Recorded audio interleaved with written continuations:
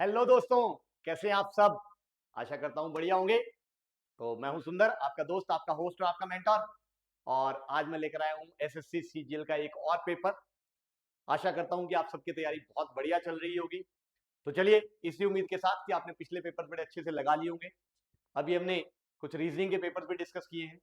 तो आज चलिए हम लोग अगला पेपर शुरू करते हैं और आज हम डिस्कस करेंगे मैथ्स का पेपर। तो चलिए शुरुआत करते हैं भाई। 13 सितंबर शिफ्ट 1, 13 सितंबर 2025 शिफ्ट 1 के मैथ्स के पेपर के डिस्कशन के साथ। तो चलिए, ये आ गया हमारे पास सबसे पहला सवाल आज का। चलो करो अब इसको जरा जल्दी से सॉल्व। हाँ जी, देखिए क्या कहता है वो। भाई वो कह रहे हैं, टेबल दिया हुआ है हमें, daily production of 5 units over 4 days. भाई 5 मशीन्स है, 5 मशीन्स का रोज का जो उत्पादन होता है, जो प्रोडक्शन होती है, उसका हमें एक टेबल दिया हुआ है। तो यहां से वो कहता है एवरेज डेली प्रोडक्शन में निकालनी किसकी, मशीन M3।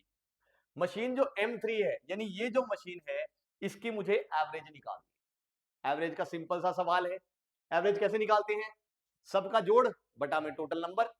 तो सबका जोड़ यानी कि यहाँ पे आ गया मेरे पास इन चारों का जोड़। अब जब इन चारों को जोड़ा मैंने तो 5 और 5 10, एक इधर आ गया, 10 और 8 18, 18 और 8 26, 26 और 9 35। तो यानी ये आ गया 5 और 3 उधर चला गया, 3 और 1 4, 4 और 1 5, 5 और 1 6 और 1 7। तो 750 बटा में, क्योंकि 4 दिन है तो इसलिए बटा में 4। तो ये आ गई रोज की प्रोडक्शन की एवरेज। तो यहां से अगर आप ध्यान से देखें तो 4 एकम 4, 3 35, भाई 4 8 32, उसके बाद 3 30, 4 7 28, तो 187 पॉइंट समथिंग। तो दिख रहा है आंसर आना चाहिए ये। Is that okay. सिंपल सा सवाल था, एवरेज का जोड़ना था, बटा करना था, बात खत्म हो गई। 15 सेकंड में होने वाला सवाल था कि नहीं। चलिए बढ़िए, फिर अगले सवाल पे। हाँ जी, करिए ये वाला सवाल। क्या कहता है वो कहता है the budget of a factory distributed among raw materials, wages and maintenance.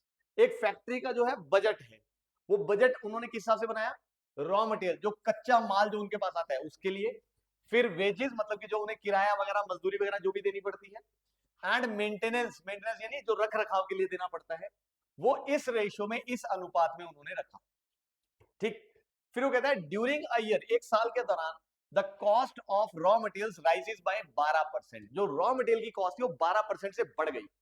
Wages bye 8%, जो बाकी मजदूरी वगैरह थी वो 8% से बढ़ गई। एंड मेंटेनेंस फॉल्स बाय 10%, और मेंटेनेंस 10% घट गई। What is the overall percentage change in the total budget. तो टोटल बजट में जो परसेंटेज चेंज है वो कितना है, कैसे निकालेंगे हम, परसेंटेज का सवाल है। भाई कैसे निकलेगा ये, जो नया बजट था माइनस जो ओरिजिनल बजट बटा में जो original budget. Is that okay. यही आएगा, गुणा में 100 कर देंगे तो परसेंटेज आ जाएगी। तो सबसे पहले अगर हम देखें ओरिजिनल बजट कितना था, तो शुरू में क्योंकि इस रेशियो में लगा रहे थे, तो यानी हम कह सकते हैं कि 4K 3K एंड 3K, ये था उनका ओरिजिनल खर्चा, यानी कि ऑफ कोर्स ये आ गया 10K। ये था उनका ओरिजिनल बजट। अब जो नया बजट आया उसमें क्या हुआ, रॉ मटेरियल 12% से बढ़ गया, यानी 4K में 12% जुड़ गया, यानी 4K गुणा 1 जमा 12/100, यानी कि 4K गुणा में 1.12। ये आ गया उनका नया वेजेस का खर्चा। फिर सॉरी, रॉ मटेरियल का खर्चा, जो वेजेस का खर्चा वो 8% से बढ़ गया, यानी पहले 3K था तो अब कितना हो जाएगा हमारे पास, 3K गुणा हो गया किससे, 1 जमा 8/100, यानी 108/100, यानी कि 1.08। और फिर उसके बाद जो मेंटेनेंस है वो 10% से गिर गया, यानी पहले जो मेंटेनेंस कॉस्ट 3K थी, अब नई आ गई 10% से गिरी, मतलब 1 माइनस 1/10, यानी कि 90/10, यानी कि गुणा में 0.9। तो जो नया खर्चा है वो आ गया हमारे पास। ये नया खर्चा है, ये पुराना खर्चा है, मतलब एक तरह से बजट है। तो नया बजट अगर आप ध्यान से देखो तो क्या आ गया मेरे पास, भाई अगर हम देखें यहाँ पे, तो नए बजट में इन तीनों को हमने जोड़ना है, तो ये आ जाएगा मेरे पास 4 दूनी 8, फिर उसके बाद 4 एकम 4 और 4 एकम 4, तो ये आ गया 4.48। जमा में अगर आप ध्यान से देखें, 3 8 24 और 3 एकम 3, 3.24, और यहाँ पे किया तो 9 3 27, तो ये आ जाएगा 2.7, और इसको जमा किया और गुणा में क्या आ गया, के मैंने कॉमन ले लिया। तो ये अगर आप ध्यान से देखें तो ये आ जाएगा मेरे पास, भाई ये 2.70 एक तरह से। तो 8 और 4 12, यानी कि 2, फिर उसके बाद आ गया 4 और 1 5, 5 और 2 7, 7 और 7 14, यानी कि 4, और एक इधर गया तो 4 और 1 5, 5 और 3 8 और 2 10, तो 10.24 के ये नया बजट है, माइनस ओरिजिनल बजट यानी कि 10 के, बटा में ओरिजिनल बजट यानी कि 10 के, और गुणा में 100। ये हमारा आंसर है। तो यहां से दिख रहा है कि ये तो कॉमन आके कैंसिल हो गया, तो 0.42 बटा में 10 गुणा में 100, तो यहां से आंसर आ जाएगा मेरे पास 4.2% से बढ़ गया। बढ़ा हुआ क्यों? क्योंकि ये बाद में जो है वो ज्यादा हो गया, ये कम था, तो इसलिए 4.2 से बढ़ गया। Is that okay? चलिए अगले सवाल पे बढ़े। क्या कहता है वो अगले सवाल में, देखिए जरा। वो कह रहा है सपोज P ये है, Q ये है, R ये है, तो विच of the following is true. तो इनमें से कौन सा ट्रू है ये हमें देखना है। ये हमें दिए हुए हैं कि भाई P, Q और R क्या क्या नंबर्स है, तो मुझे बेसिकली P, Q, R तीन नंबर्स को कंपेयर करना है, कौन सा छोटा है कौन सा बड़ा है। देखो बड़ी सीधी सी बात है यार, अगर आप ध्यान से देखें, R का अंदाजा हम लोगों को लग रहा है, R अगर आप देखो तो 2√3 अंदाजा लेना है, √3 अप्रोक्सीमेटली अंदाजन 1.7 होता है। 1.7 को 2 से किया तो 3.4, और उसमें 2 जोड़ा तो आ गया 5.4, यानी लगभग लगभग R की वैल्यू 5.4 है।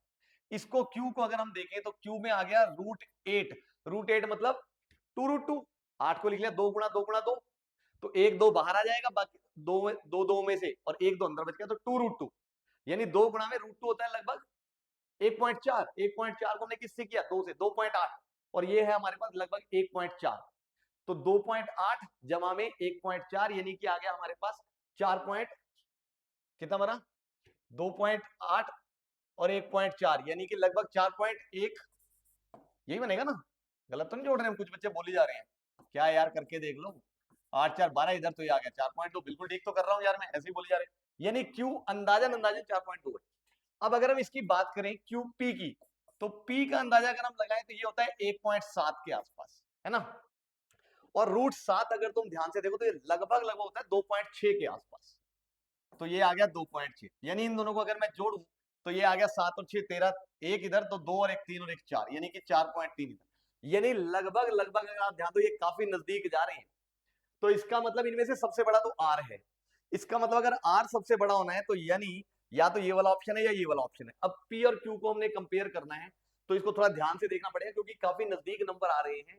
तो अब अगर हम देखें, ये वाला डेफिनेटली 2.6 से बड़ा ही होगा, क्योंकि 26 का स्क्वायर तो 676 होता है, ये 700 है, तो 2.6 से बड़ा ही होगा, और ये इतना ही है, तो डेफिनेटली जो है यही वाला नंबर बड़ा आएगा, यानी कि सबसे बड़ा हो गया हमारे पास R, फिर उससे छोटा हो गया हमारे पास ऑफ कोर्स P, और फिर उससे छोटा हो गया Q, यानी Q is less than P is less than R, यानी कि आ गया हमारे पास ऑप्शन C।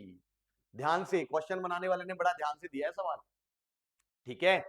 चलिए खैर आगे बढ़े, इसके बाद अगले सवाल पे करिए जरा अगला सवाल।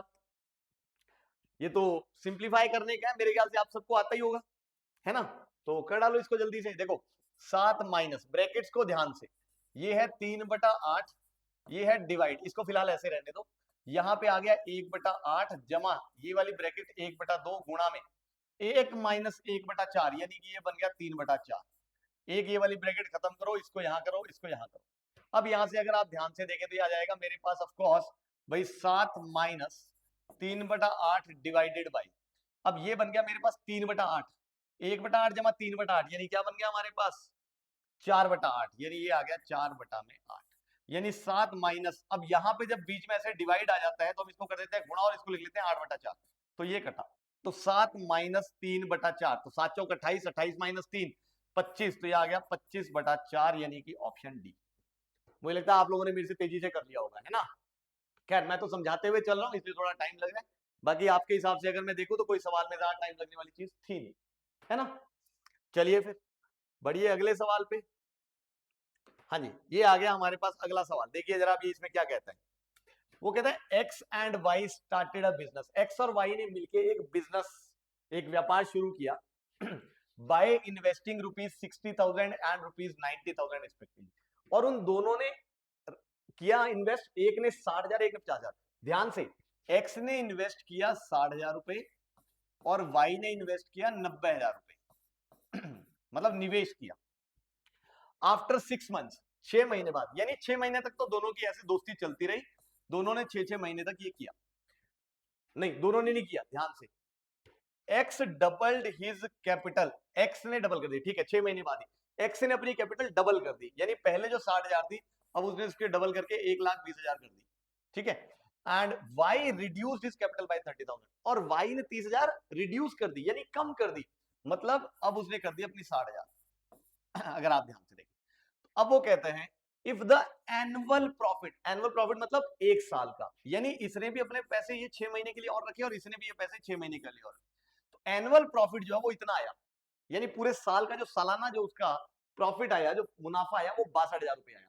तो what is Y's share to the nearest integer, तो वाई का शेयर बताना है हमने, वाई का हिस्सा कितना है, तो जितना इन्वेस्टमेंट में हिस्सा उतना प्रॉफिट में हिस्सा, तो वाई का हम इन्वेस्टमेंट में हिस्सा निकाल लेते हैं। कैसे निकालें भाई, ये आएगा वाई का इन्वेस्टमेंट का हिस्सा, वाई ने टोटल जितने लगाए जमा में टोटल पैसा, तो वाई ने टोटल लगाया, अगर आप ध्यान से देखो भाई 90,000 6 महीने के लिए, यानी 9 इंटू 6 5,40,000 ये, और 6 6 36 यानी कि 3,60,000 ये, तो 5 40 तो 6 6 और 3 9, यानी कि इसने लगाए 9 लाख रुपए टोटल। Is that okay? अब टोटल कितना हुआ मेरे पास 9 लाख वाई का, और एक्स का अगर आप ध्यान से देखिए 6 6 36 360 और 12 6 72, 7 20 इसका और 360 इसका, तो 7 20 और 360 कितना हो गया 7 80 10 80, 10 80 में हमने जोड़ा 9, तो ये आ गया 19 80। Is that okay? तो 19,80,000 टोटल और गुणा में, अब ये आ गया वाई का शेयर इन्वेस्टमेंट में, तो जो प्रॉफिट है उसमें भी शेयर इतना होगा, यानी इसको किससे गुणा कर दे सीधा 62,000 से। तो ये यहां से हम लोगों को दिख रहा है, देखो बड़ी सीधी सी बात है, ये 4 जीरो से ये 4 जीरो तो कटा बिल्कुल सीधा। उसके बाद और कोई कटम कटाई अगर हम करें तो ये आ गया 245 और ये आ जाएगा 299, फिर ये आ गया 315 और ये आ गया 333, फिर ये आ गया 3 5 और ये आ गया 311, यानी यहां से अब और कोई कटम कटाई नहीं हो रही, तो इसको अब हम गुणा कर लेते हैं, तो 3 जीरो, उसके बाद 5 दूनी 10, फिर एक इधर, तो 5 6 30 और एक 31, तो 3,10,000 बटा में 11। अब इसको अगर हम देखें 11 33 नहीं हो सकता, दिख रहा है ये 30,000 से कम ही कम है डेफिनेटली, क्योंकि 30,000 ये तब होता जब यहाँ पे 33 होता, तब ये 30,000 बनता, तो उससे कम ही कम है, यानी डेफिनेटली ऑप्शन ए, ज्यादा सोचने की जरूरत ही नहीं है। नियरेस्ट इंटीजर उसने बोला था, तो नियरेस्ट इंटीजर अंदाजन आंसर निकालना था, तो अंदाजन आंसर यही है। क्लियर है? चलिए कर लिया होगा आप लोगों ने, करिए अब अगला सवाल। फिर से वैसा ही सवाल है, वो कहता है पी क्यू और आर ने इन्वेस्ट किए भाई 30,000 40,000 और 50,000, ठीक है। फिर वो कहता है प्रॉफिट जो हुआ साल के एंड पे वो 36,000 रुपए हुआ, तो क्यू का हिस्सा बताना है, बिल्कुल वैसा ही सवाल, यानी क्यू का हिस्सा बटा में टोटल इन्वेस्टमेंट गुणा में 36,000 आपको आंसर दे देगा। तो अगर आप ध्यान से देखें भाई क्यू का जो इन्वेस्टमेंट है वो है 40,000 रुपए, अब 40,000 बटा में अगर आप ध्यान से देखें, क्योंकि क्यू का हिस्सा यही है, बटा में अगर आप ध्यान से देखें 40 30 70 70 और 50 1,20,000, तो ये आ गया 1,20,000, ठीक है, गुणा में 36,000, तो ये आ गया हमारे पास ये। Is that okay? तो अब यहां से अगर आप ध्यान से देखें तो ये 3 जीरो से 3 जीरो गई, अगर आप ध्यान से देखें 12 धाए ये आ गया 12 तिये, उसके बाद 1 जीरो से 1 जीरो गई, तो 3 चौके 12 यानी कि 12,000 रुपए। सीधा सिंपल सवाल वैसा ही था। Is that okay? चलिए करिए अब अगला सवाल, शाबाश, जल्दी से तेजी से कर लिया सभी ने। देखें यार मुझे तो कुछ टाइपिंग में एरर रुकी है, पता नहीं ये गैप्स कैसे छूटे, चलो खैर कोई बात नहीं। वो कहता है a vendor sold 18 pens for इतना, एक विक्रेता ने 18 पेन इतने रुपए में बेचे, and gained a profit of 20%, और ऐसा करने से उसको 20% का लाभ हुआ, प्रॉफिट हुआ। हाउ मेनी पेन्स, अब वो कितने पेन्स बेचे फॉर रुपीज इतना, इतने रुपए में कितने पेन बेचे, ताकि जो उसका प्रॉफिट है वो क्या हो जाए 12%, टू द नियरेस्ट इंटीजर, मतलब अंदाजे से आंसर बता। तो यानी 18 पेन बेच के उसको मुनाफा हुआ 20%। तो अगर आप ध्यान से देखें मुझे ये पता लग जाए कि एक पेन की कीमत कितनी थी, कॉस्ट प्राइस कितना था, सेलिंग प्राइस कितना था, तो बात बन सकती है। तो देखो बड़ा सीधा सा सवाल है यार, सेलिंग प्राइस हमें दिया हुआ है, प्रॉफिट हमें दिया हुआ है, तो यानी हम कॉस्ट प्राइस तो निकाल सकते हैं टोटल 18 पेन से। तो अगर आप ध्यान से देखें यहां से सबसे पहले अगर मैं कॉस्ट प्राइस निकालूं टोटल, तो सेलिंग प्राइस हमें पता है 1440 माइनस कॉस्ट प्राइस बटा में कॉस्ट प्राइस गुणा में 100, तो ये किसके बराबर दिया हुआ है 20% के, यानी ये आ गया 20/100, यानी कि ये आ गया 1/5। अलग अलग करके लिखा तो 1440 बटा में कॉस्ट प्राइस माइनस 1 बराबर है 1/5, इस माइनस को एक इधर ले गए ये आ गया, तो ये एलसीएम लेते ही आ गया 6/5, यानी यहां से मुझे दिख रहा है 6 एकम और ये आ जाएगा 6 दूनी 12 2 24 6 चौक 24, तो यानी कॉस्ट प्राइस यहां से दिख रहा है, जैसे मैंने क्रॉस मल्टीप्लाई किया ये आ गया 1200, यानी 18 पेन की जो उसको कॉस्ट प्राइस पड़ी वो 1200 रुपए पड़ी, और जो 18 पेन का सेलिंग प्राइस था वो 1440। यानी अगर मैं कहूं cost price of one pen, एक पेन का कॉस्ट प्राइस कितना पड़ा, तो वो है 1200 बटा में पेन कितने थे 18, यानी ये आ गया मेरे पास 600 बटा 9 और यहां पे आ गया है ना 3 से किया तो 200 बटा में 3, यानी एक पेन उसको पड़ा 200 बटा 3 रुपए में एक पेन। ठीक है, अब हमें बात करनी है उसके प्रॉफिट की। तो अगर आप ध्यान देखो अब उसका सेलिंग प्राइस कितना था, तो यहां से अगर आप ध्यान से देखें, अब ओवरऑल हमने देखना है कि कितने पेन वो बेचे। अब यहां से अगर आप ध्यान से देखो, अब इतने रुपए में उसने कितने पेन बेचे ये हम लोगों ने देखा।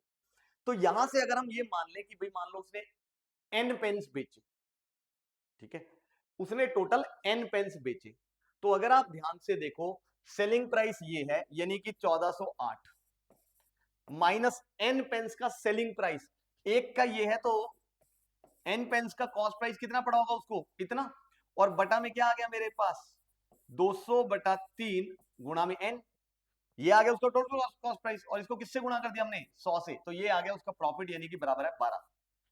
Is that okay? अब यहां से सॉल्व करके हमने एन निकालना, देखो बड़ी सीधी सी बात है, मेरे ख्याल से समस्या समझ आई होगी।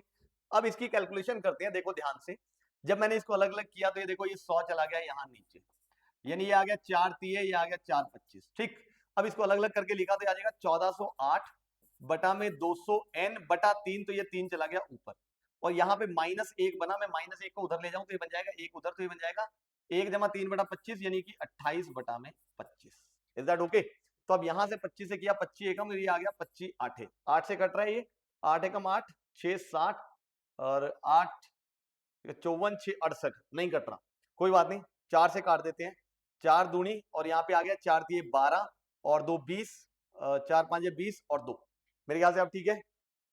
तो यहां से जब मैंने गुणा किया है ध्यान से देखो, तो ये n इधर चला जाएगा 28 नीचे आ जाएगा, तो ये फिर से कटेगा, तो 2 से कटा 2 14 और ये आ गया 2 17 और 176, फिर उसके बाद यहाँ पे 2 7 और यहाँ पे आ गया 2 8 16 और 2 8 16, ठीक है। तो यहां से अब अगर आप ध्यान से देखें तो ये 2 है हमारे पास, ये 2 बचा हुआ है यहाँ पे, हाँ ये 2 और यहाँ पे आ गया 44, ठीक है। तो यहां से अब जब हम गुणा करेंगे तो n की वैल्यू आ गई, अगर आप ध्यान से देखें 44 गुणा में 3 बटा में 7, कोई गलती ना हो गई हो भाई, थोड़ी मेरे पास जगह कम है इस वजह से, तो ये आ गया 3 चौके 12, 3 चौके 12 और 1 13, 132 बटा 7, 132 बटा 7 किया तो 7 दूनी 14, लगभग लगभग 19 पेन, तो ये आ गया आंसर हमारे पास, ठीक है ना, क्योंकि अगर 140 होता तो 20 आया था, है ना, अब उससे कम है यानी कि नहीं, उससे भी कम है इनफैक्ट 18 पॉइंट समथिंग, बिल्कुल बिल्कुल नहीं, हाँ नियरेस्ट इंटीजर, ठीक है नियरेस्ट इंटीजर है तो 19 पेन आएगा, क्योंकि ये बिल्कुल 19 के आसपास है, अगर ये 133 होता तो हमारे पास ये 19 बन जाता, तो ये बिल्कुल 19 के नजदीक है, यानी आंसर 19 ही आएगा, 18 नहीं आएगा, ध्यान से, ठीक है। चलिए ये भी मेरे ख्याल से अच्छा सवाल था, टाइम टेकिंग था, पेपर ये वाला मुझे लेंथी लग रहा है, पता नहीं क्यों, आप लोग जरा कमेंट करके बताना क्या वाकई में पेपर ये लेंथी है, टाइम ज्यादा लग रहा है।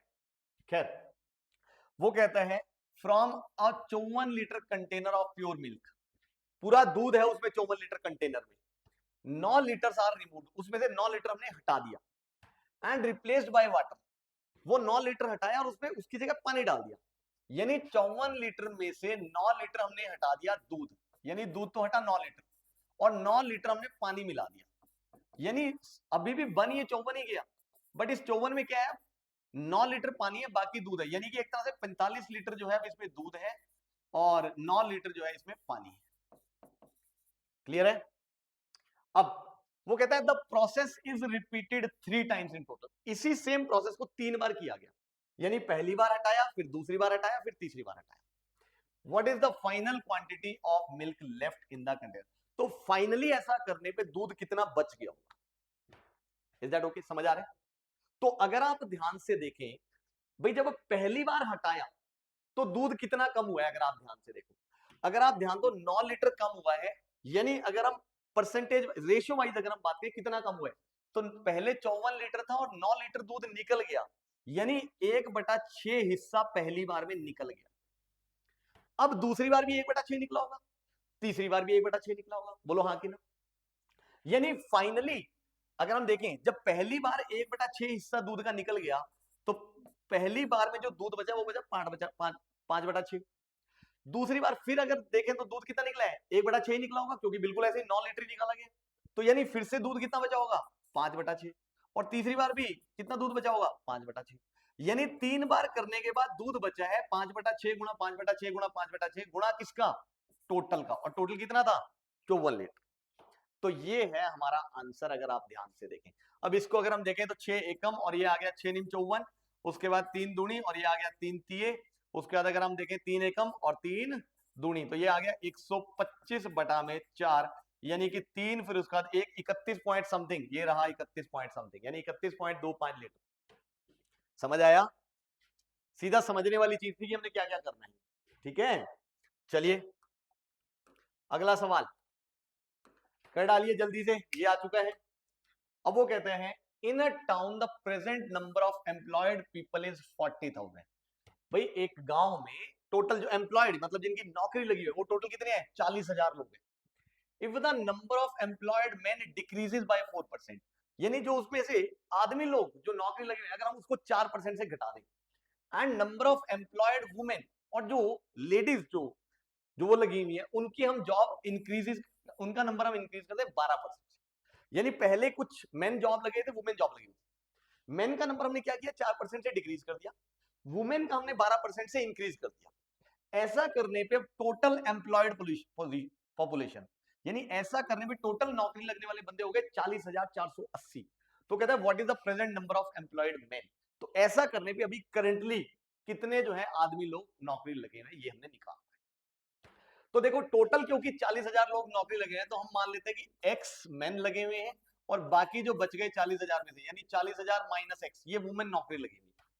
ठीक, अब वो कह रहे हैं मेन को हमने 4% से घटा दिया, यानी कि भाई एक्स किससे गुणा हो गया 4% से घटा, यानी 1 माइनस 4/100, यानी 1 माइनस 1/25, यानी कि 24/5, यानी अब जो मेन है वो इतने एम्प्लॉयड है, 4% से घटा मतलब 1 माइनस 4/100 से गुणा करना है, और वुमेन 12% से बढ़ गए, यानी अभी है 40,000 माइनस एक्स, अब ये बढ़ गए 12% से, यानी हमने क्या करना है इसमें, इसको किससे गुणा करना है 1 जमा 12/100, यानी 1 जमा 3/25, यानी कि क्या आ गया यहाँ पे 28/25, और ये आ गया अगर मैं दोनों को जोड़ दूं तो अब हाल फिलहाल कितने लोग एम्प्लॉयड हैं ये आ गया उन सबका टोटल, और ये हमें कितना दिया हुआ है अगर आप ध्यान से देखें 40,480 के बराबर, तो ये आ गया 40,480, यानी यहां से अगर आप ध्यान से देखें तो देखो भाई ये जो 25 है ये तो नीचे वाला 25 तो इधर आके गुणा हो गया, बिल्कुल ठीक, और अगर आप ध्यान से देखें यहाँ 24 है 28 है, यानी कि यहां से 4 कॉमन आ रहा है तो ये 6 बचेगा और ये 7 बचेगा और 4 आ जाएगा नीचे, तो ये बन गया 6x माइनस 7x, यानी कि माइनस एक्स, और 7 को 4 से किया तो ये आ गया 2,80,000, और बराबर है अगर आप ध्यान से देखें ये 4 से कट रहा है भाई 4 10 1 2, और इसको जब मैंने 20 से किया तो ये आ जाएगा मेरे पास 25 से किया तो 25 दूनी 50, 5 25 एकम 25 और 5 30, और ये आ गया इधर और 25 एकम 25, तो ये आ गया इतना, तो यहां से अगर आप ध्यान से देखें माइनस एक्स उधर ये जाएगा तो माइनस हो जाएगा, तो ये क्या बनेगा माइनस 27,000, तो यहां से एक्स की वैल्यू यानी कि जो मेन है वो कितने हैं, माइनस से माइनस कटा दो 27,000, यानी करंटली जो गांव में एम्प्लॉयड मेन है वो कितने हैं 27,000 हैं, ये हमारा आंसर आ गया। ठीक है, चलिए बढ़िए अगले सवाल पे, हाँ जी जल्दी से कर डालिए अब इसको, शाबाश, ये भी बड़ा सा सवाल है, टाइम टेकिंग है। क्या कहता है वो, a shopkeeper ordered 12 kg of premium coffee, ठीक है उसने 12 kg प्रीमियम कॉफी ली, and some kg of regular coffee, और कुछ उसने ली रेगुलर कॉफी, यानी दो तरह की कॉफी की बात हो रही है, एक प्रीमियम और एक रेगुलर, इसके कितने लिए उसने 12 किलो, इसके उसने लिए कुछ किलो, हम फिलहाल के लिए मान लेते हैं कि x किलो लिया होगा, ठीक है। The price of premium coffee per kg was 3 times that of regular coffee, इसका मतलब क्या हुआ, जो प्रीमियम कॉफी है उसका जो रेट है वो रेगुलर कॉफी से 3 times यानी 3 गुना है, यानी अगर हम रेगुलर कॉफी की कीमत मान लो 1 किलो की मान लेते हैं हम लोग कि भाई y रुपीज है पर केजी, इसकी कीमत है 3 गुना यानी कि 3y पर केजी, इज दैट ओके, एक की y तो दूसरे की 3y। अब वो कहता है due to a billing mistake, भाई बिल में गलती हो गई, आगे काम करने वाला बंदा ही था, गलती हो गई उससे, the quantities of two types were interchange, quantity interchange हो गई, मतलब इसके तो उसने x किलो का बिल लगा दिया, इसका उसने 12 किलो का बिल लगा दिया। Is that okay? लगाना ये था जबकि लगा उसने ये दिया, which reduce the total bill bye 30%। अब ऐसा करने से जो टोटल बिल था वो 30% से घट गया। Is that okay? तो व्हाट वाज द रेशियो यानी अनुपात of the quantity of premium coffee to regular coffee, यानी प्रीमियम कॉफी और रेगुलर कॉफी का हमने अनुपात निकालना है। तो दिख रहा है ये अगर 12 किलो है, अगर मुझे x किलो x पता लग जाए तो मुझे इनका अनुपात पता लग जाएगा। तो x निकालने के लिए अब क्या किया जाए, अगर आप ध्यान से देखो, देखो बिल जो है वो रिड्यूस हो गया, जो बिल घटा है उसकी अगर मुझे परसेंटेज निकालनी तो कैसे निकालूंगा भाई, नया बिल है ना माइनस ओरिजिनल बिल, यही होगा, बटा में ओरिजिनल बिल गुणा में 100 इज इक्वल टू 30%। तो नया बिल हम सबसे पहले निकालते हैं। अब नया बिल अगर आप ध्यान देखो, नया बिल क्या बना होगा, ये वाला नया बिल नहीं, घटा है ना, बिल घटा है तो ओरिजिनल बिल माइनस नया बिल, क्योंकि माइन नहीं तो नेगेटिव आ जाएगा ना।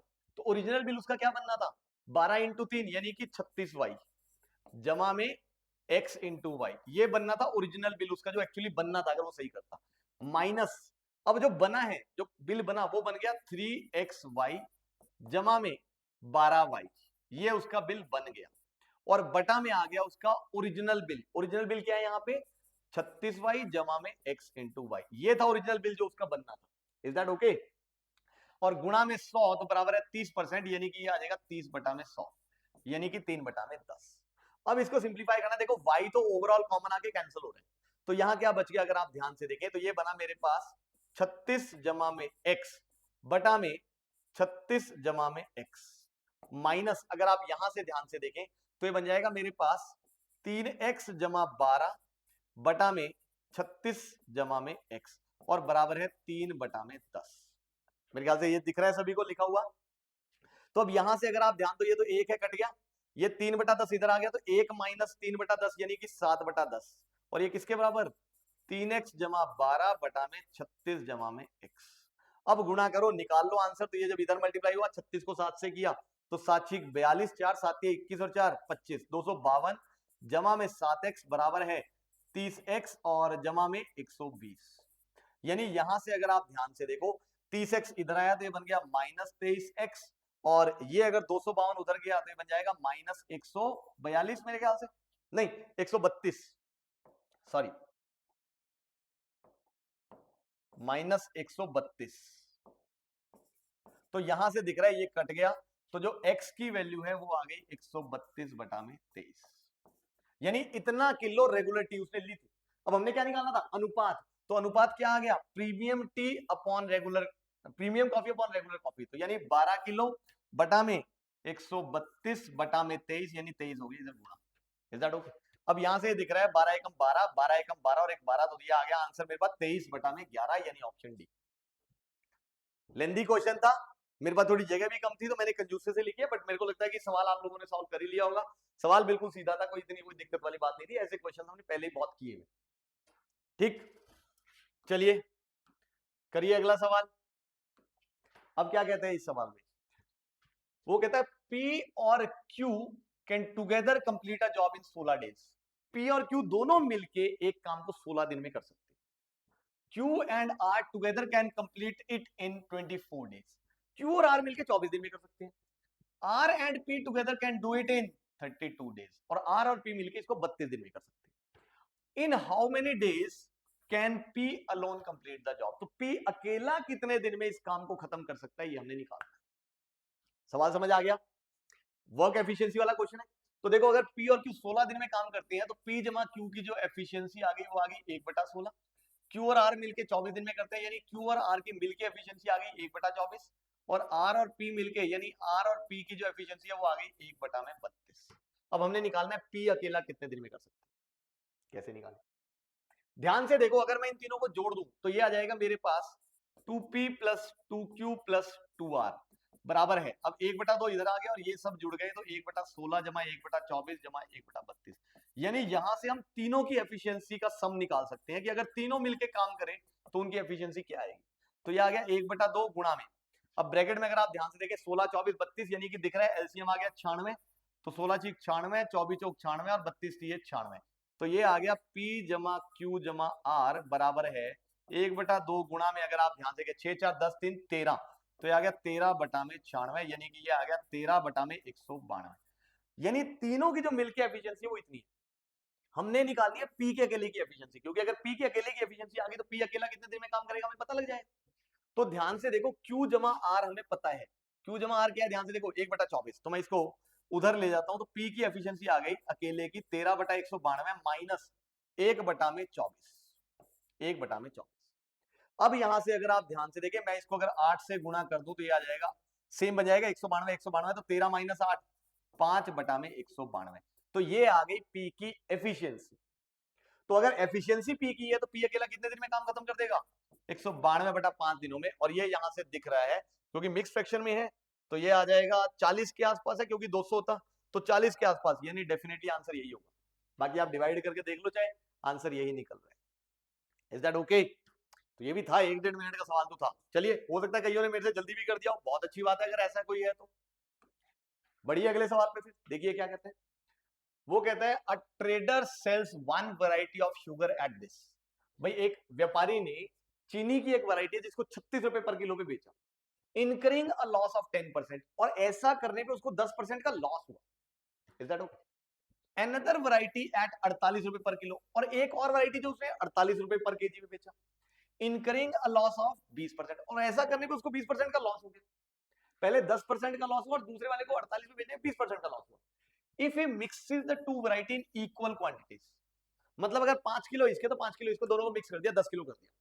द मिक्सचर एट दिस, और मिक्सचर करके उसने इतने रुपए पे बेचा, तो ओवरऑल उसको प्रॉफिट हुआ कि लॉस हुआ, ये हम लोगों ने बताना है। ओवरऑल उसको प्रॉफिट होगा कि लॉस होगा। देखो दोनों बराबर उसमें रेशियो में मिलाए गए, तो इसका मतलब जब दोनों का कॉस्ट प्राइस अगर पर केजी ये है, अगर मुझे सॉरी सेलिंग प्राइस ये है, अगर मुझे दोनों का कॉस्ट प्राइस पता लग जाए मिलके कि कॉस्ट प्राइस कितना रहा होगा, तो मुझे पता लग जाएगा प्रॉफिट व लॉस। तो मैं दोनों का मिला के कॉस्ट प्राइस निकालता हूं। देखो, एक का कॉस्ट प्राइस है 36, एक का कॉस्ट प्राइस है 38 48 पर किलो। तो दोनों को अगर मैं मिला के उनकी कॉस्ट प्राइस देखूं तो क्या आएगा, दोनों का एवरेज। तो कॉस्ट प्राइस अगर आप यहां से देखें तो ये आ जाएगा मेरे पास 36 जमा 48/2।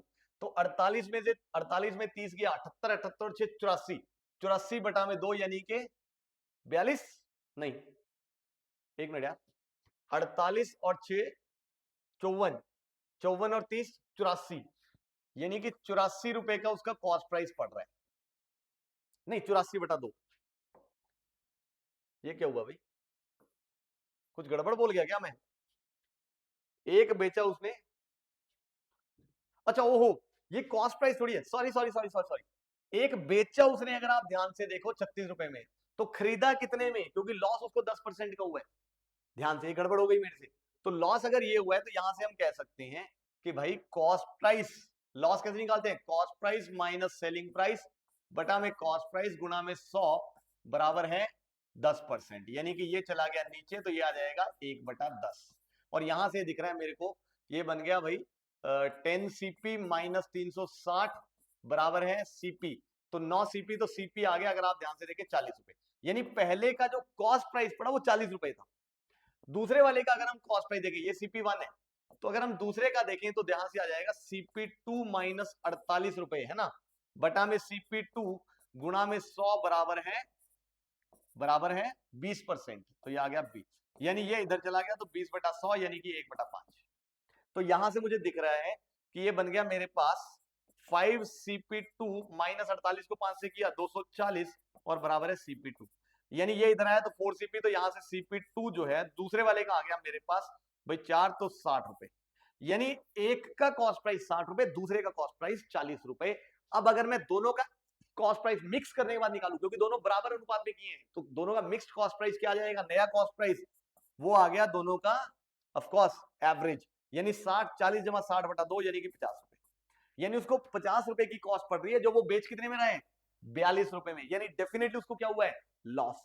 तो लॉस परसेंटेज कैसे निकालेंगे हम लोग, 8 भाई cost price minus selling price बटा में 50 गुणा में 100, तो दिख रहा है लॉस ऑफ 16%, ये आ गया उसका आंसर। यहां पे सवाल हो गया खत्म। माफी चाहता हूं, शुरू में थोड़ी गलती हो गई जल्दबाजी के चक्कर में, क्योंकि कई बच्चे बोलते हैं सर जल्दी कराओ, हमें आता है, हमारा पेपर आने वाला है, तो हमें तेजी से पेपर करना सिखाओ, तेजी से क्वेश्चंस करने सिखाओ। तो इसलिए मैं तेजी की आदत डाल रहा हूं आपको भी, आपको तेजी से कैसे करना है। हालांकि उसमें भी हमें टाइम लग रहा है काफी, पर फिर भी टाइम तो लगेगा ही लगेगा, अब जब लेंथी क्वेश्चन है। ठीक है, चलिए अगला सवाल कर डालिए अब इसको।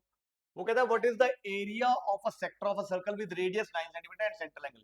एरिया ऑफ अ सेक्टर मतलब एक सर्कल का, एक वृत्त का हमने क्या निकालना है, वृत्त के पार्ट का हिस्सा निकालना, त्रिज्याखंड का। ये देखो क्या है, त्रिज्याखंड जिसका सेंट्रल एंगल ये तो फॉर्मूला बेस्ड है। क्या होता है आंसर, 80 डिग्री बटा में 360 डिग्री और गुणा में आ गया मेरे पास पाई आर स्क्वायर यानी 9 × 81। कर लो इसको सिंप्लीफाई, ये कटा, यहां से आ गया मेरे पास 9 चौक 9 नीम 4 एकम 4 दूनी तो 9 दूनी 18 पाई सेंटीमीटर स्क्वायर। ये तो चंद सेकंड में होने वाला सवाल था। चलिए बहुत बढ़िया है, फिर तो कर डालो अब अगले को भी। ये भी छोटा सा, ये वो कहता है which of the following lines is parallel to this. इसके पैरेलल कौन सी है, समानांतर। पैरेलल का मतलब स्लोप क्या होगी, सेम। अब इसकी स्लोप अगर सेम होनी है मतलब ये वाली चीज सेम होनी चाहिए। देखो ये वाली चीज सेम किसमें, अगर आप ध्यान दो सिर्फ एक ही ऑप्शन में 4x - 3y, यानी यही आंसर है। पैरेलल जब भी देखना हो तो हमने ये देखना है कि 4x - 3y सेम सेम चाहिए हमारे। ठीक है, या ऐसा भी हो सकता है कि अगर कहीं पे 8x - 6y is equal to से मान लो 29 लिखा होता, ये भी इसके पैरेलल है, क्योंकि अल्टीमेटली x और y का जो कोफिशिएंट्स का रेशियो है वो सेम होना चाहिए। Is that okay? तो इसलिए यहां पे सिर्फ ये एक ही दिख रहा था, तो यही हमारा आंसर है। ठीक, चलिए अगला सवाल करिए अब जल्दी से। अब ऐसा लग रहा है जैसे कुछ कुछ आसान सवाल आए हैं, है ना। चलिए वो कहता है अगर cos ऑफ 90 डिग्री माइनस इसके बराबर है तो थीटा क्या होगा। देखो cos of 90 degree minus theta को हम लिख सकते हैं sin थीटा, ये तो आइडेंटिटी है। और sin टू थीटा क्या होता है, 2 sin theta into cos theta. तो यहाँ पे sin थीटा से sin थीटा कटा तो cos थीटा क्या आ गया, 1/2 cos थीटा 1/2 क्या होता है 60 डिग्री पे। चुटकियों में होने वाला सवाल, आसान आ रही है देखो टुवर्ड्स द एंड।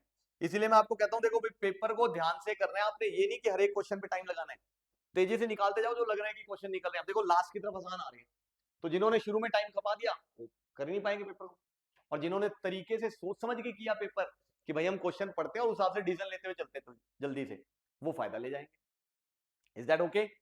चलिए वो कहता है given that angles A and B are complementary. Complementary यानी पूरक, पूरक का मतलब समझते हो, जैसे ही हमने कॉम्प्लीमेंट्री पढ़ा यानी ए जमा बी किसके बराबर है 90 डिग्री के। और वो कहता है अगर कॉस ए इसके बराबर है तो टैन भी बताओ। अब ध्यान से देखो यार, अगर कॉस ए ये है तो ए को मैं लिख लेता हूँ 90 डिग्री माइनस बी, और ये 5/13 है। अब इसको लिख सकते हैं हम साइन बी, यानी साइन बी की वैल्यू है 5/13। सीधा दिख रहा है यार, राइट एंगल ट्रायंगल का कमाल। ये 5 ये 13 तो ऑब्वियसली ये 12, तो tan बी की वैल्यू 5/12 यानी कि ऑप्शन बी। अगेन 5 से 10 सेकंड में होने वाला सवाल है कि नहीं, मानते हो? चलिए बढ़िए अगले सवाल पे। हाँ जी, क्या है ये सवाल, इन अ साइक्लिक क्वाड्रिलेटरल, जो सर्कल के अंदर बना होता है, पता है ना साइक्लिक क्वाड्रिलेटरल, जिसके चारों कोने सर्कल के ऊपर होते हैं, ये इसको हम बोलते हैं साइक्लिक क्वाड्रिलेटरल, PQRS। तो ये एक साइक्लिक क्वाड्रिलेटरल जिसमें वो कहता है एंगल P जो है वो 110 डिग्री है। तो यहां से हमने क्या निकालना है, what is the measure of R। R मतलब ये वाला एंगल निकालना है, ये 110 डिग्री है। हम सबको पता है कि साइक्लिक क्वाड्रिलेटरल में अपोजिट एंगल्स का सम, जो एक दूसरे के सामने एंगल्स होते हैं उनका सम 180 डिग्री होता है, यानी ये क्या हो गया डेफिनेटली 70 डिग्री। सवाल खत्म।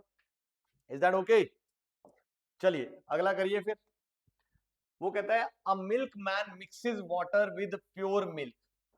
भाई वो पानी मिलाता है प्योर मिल्क में। If he sells the mixture at the cost price of the pure milk and makes a profit of 25%, what is the ratio of water to milk in the mixture. यानी pure milk के भाव पे वो पूरे mixture को बेच रहा है अब, और ऐसा करने पे उसको प्रॉफिट हो रहा है 25%। यानी और दोनों का अगर मुझे रेशियो निकालना है, भाई मुझे निकालना है पानी और दूध का रेशियो। तो मान लो ये x किलो है और ये y किलो है, जब हमने मिलाना है दोनों को, ठीक है। अब वो कह रहे हैं कि भाई इसको बेच रहा है वो cost price of pure milk. अब इसका जो मिल्क का जो भाव है वो हम मान लेते हैं सपोज कि भाई S रुपीज है, रुपीज S पर किलो है इसका भाव। तो यहां से अगर आप ध्यान दो सेलिंग प्राइस जो उसका आया, सेलिंग प्राइस कितना आ गया, वो इस पूरे मिक्सचर को बेच रहा है इसी भाव पे, यानी उसका सेलिंग प्राइस आ गया S गुणा में x जमा y, क्योंकि टोटल लीटर तो इतना ही बना।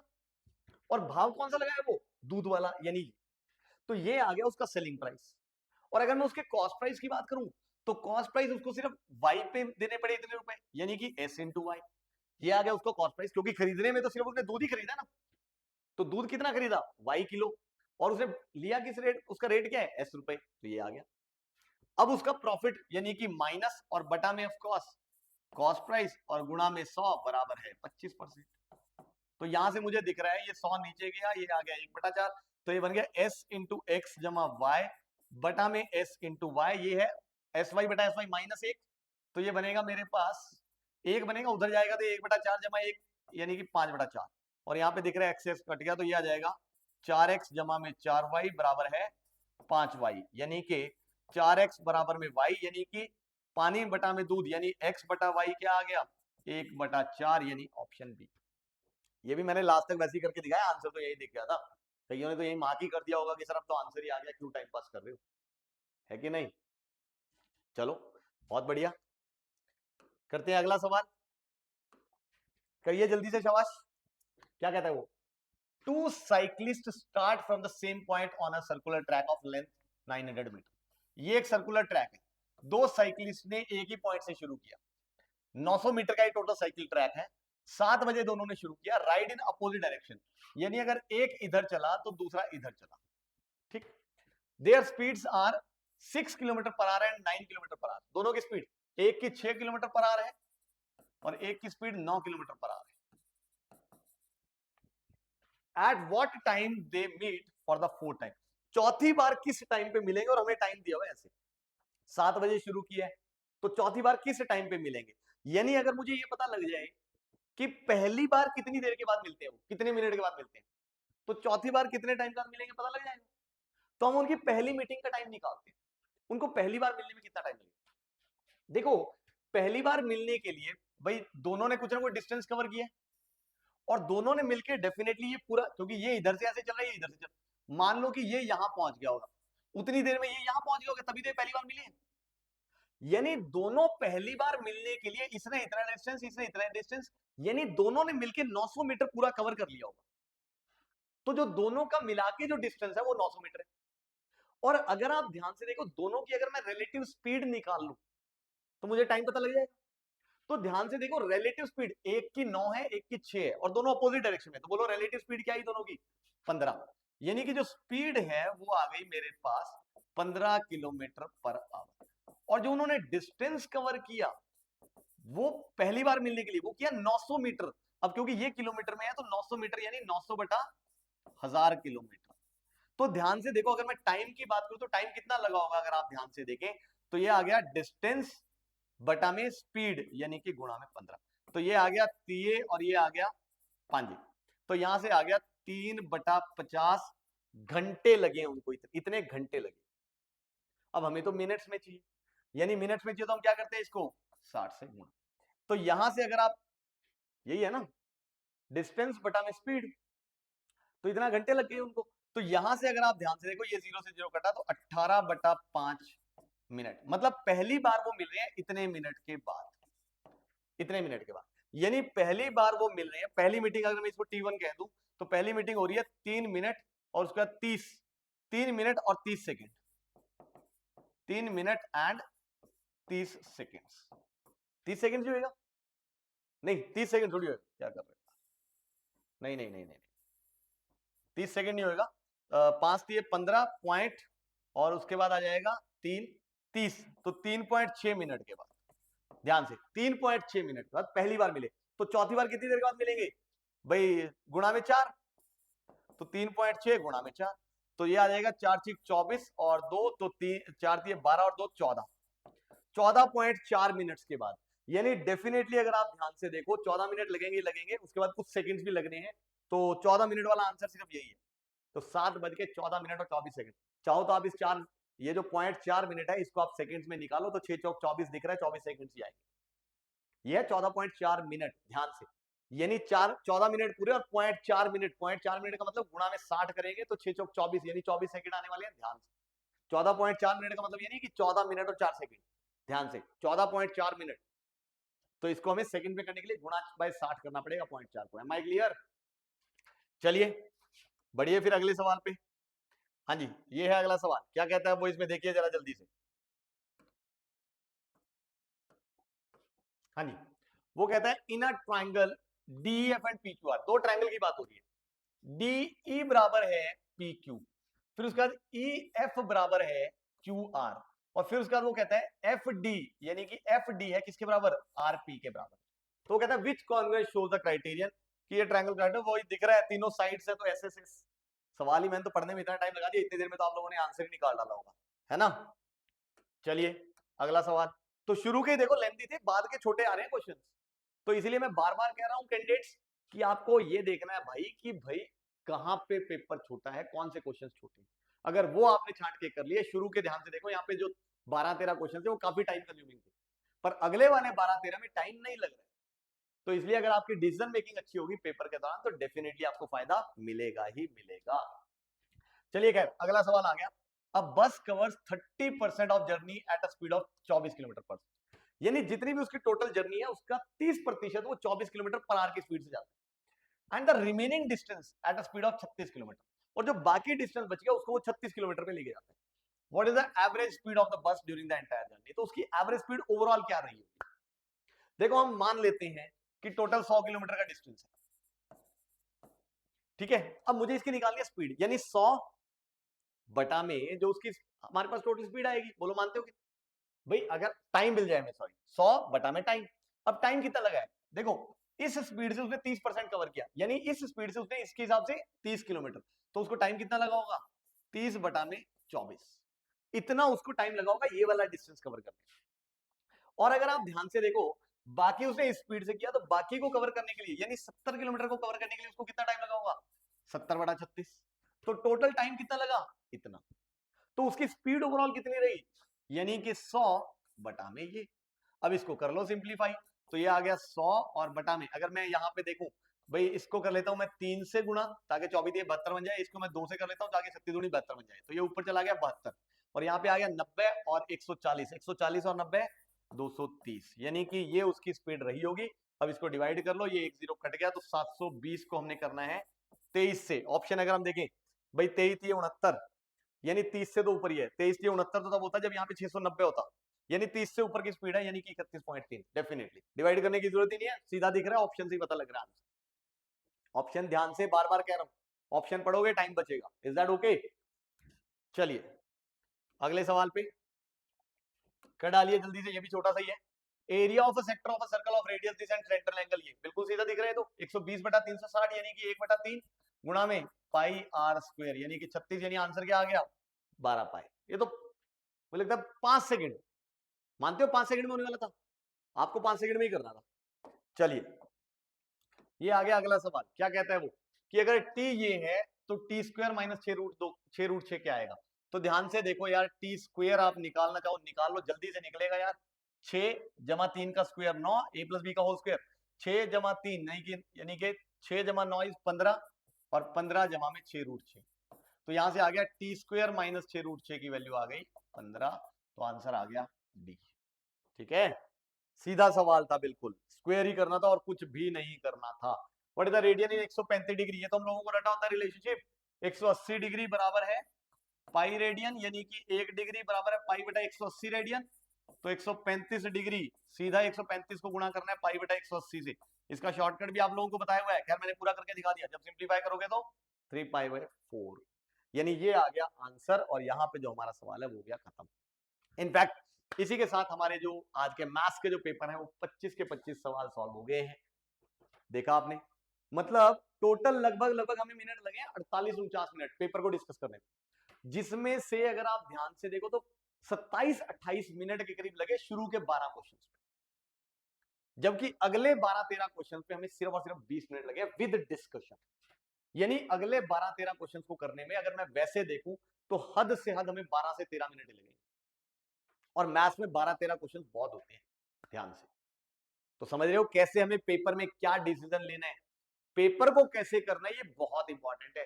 तैयारी देखो बहुत सारे बच्चे बहुत अच्छे से करते हैं, बहुत सारे कैंडिडेट ने जम के मेहनत किया होती है, बट फंस कहां जाते हैं पेपर में। पेपर में कहां फंसते हैं वो डिसीजन लेने में, कि कौन सा करें कौन सा ना करें। तो सबसे इंपॉर्टेंट है, अगर आप चाहते हो कि आपका मार्क्स अच्छे की तरफ जाए, आप अच्छे से क्वालिफाई करें, तो डेफिनेटली आपके डिसीजन मेकिंग पेपर दौरान ऐसी होनी चाहिए कि आपके नंबर मैक्सिमाइज। ठीक है, तो चलिए इसी उम्मीद के साथ कि आपने आज के लेक्चर को बड़े ढंग से लगा लिया होगा, काफी कुछ सीख लिया होगा, अब मैं आपसे विदा लेता हूं। और मिलता हूं अगले लेक्चर में, जहां हम लोग इसी का, भाई ये जो हमने 12 सितंबर 2025 शिफ्ट 3 का जो पेपर डिस्कस किया है, उसी का हम लोग रीजनिंग का पेपर डिस्कस करेंगे। तो चलिए मिलते हैं अगली क्लास में।